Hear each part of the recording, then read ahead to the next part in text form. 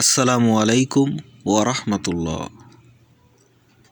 কোরআনের আলিফ লাম মিম থেকে শুরু করে মিনাল জিন্নাতি ওয়ান নাস পর্যন্ত কোরআনের যতগুলি শব্দ রয়েছে, যতগুলি অক্ষর রয়েছে, এগুলোর একটিকে যদি আপনি অস্বীকার করেন তাহলে আপনি আর মুসলিম থাকবেন না।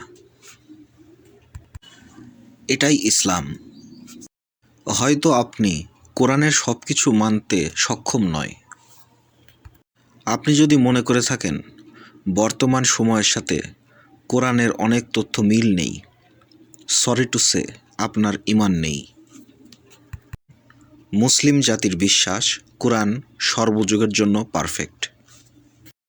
ইনশাল্লাহ এখন আমরা দেখব কোরআনে প্রধানত কি কি বিষয় নিয়ে আলোচনা করা হয়েছে।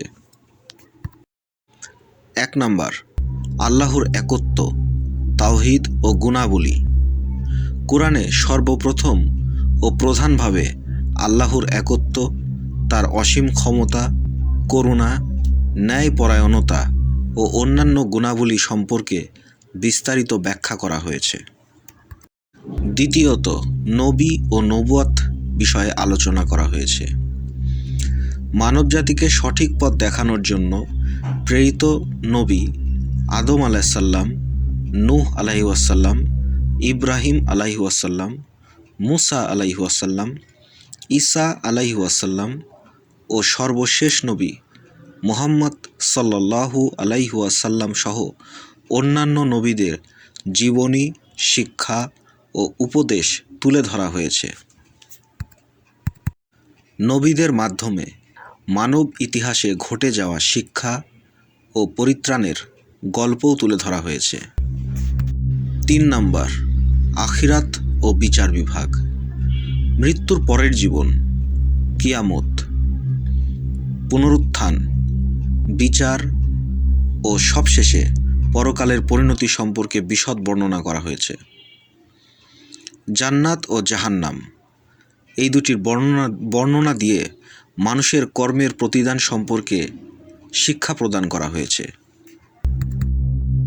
4 নম্বরে, নৈতিকতা ও মানবিক মূল্যবোধ সম্পর্কে বলা হয়েছে। এর মধ্যে রয়েছে সৎকর্ম, সততা, ন্যায়, সহানুভূতি, ধৈর্য, ক্ষমা এবং পরোপকারের গুরুত্ব কোরআনে বারবার জোর দেওয়া হয়েছে। মানুষের ব্যক্তিগত ও সামাজিক জীবনে সঠিক মূল্যবোধ ও আচরণের মানদণ্ড নির্ধারণ করা হয়েছে। 5 নম্বর, আইন, বিধান ও আচরণবিধি।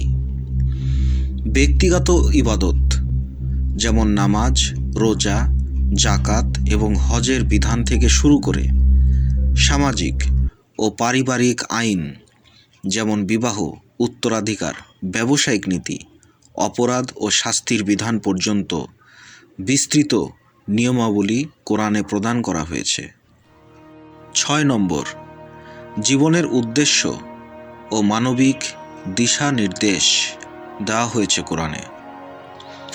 মানব জীবনের মূল উদ্দেশ্য সৃষ্টির নীতি, সুখ ও শান্তির সন্ধান এবং আল্লাহর সাথে নিবিড় সম্পর্ক গড়ে তোলার প্রয়োজনীয়তা তুলে ধরা হয়েছে।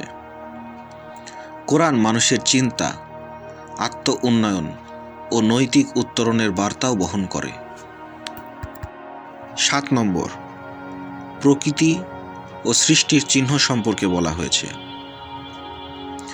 আকাশ, পৃথিবী, প্রাকৃতিক নিদর্শনসমূহ ও মহাবিশ্বের সৃষ্টি কিভাবে আল্লাহর নিদর্শন হিসেবে কাজ করে তা কোরআনে ব্যাখ্যা করা হয়েছে।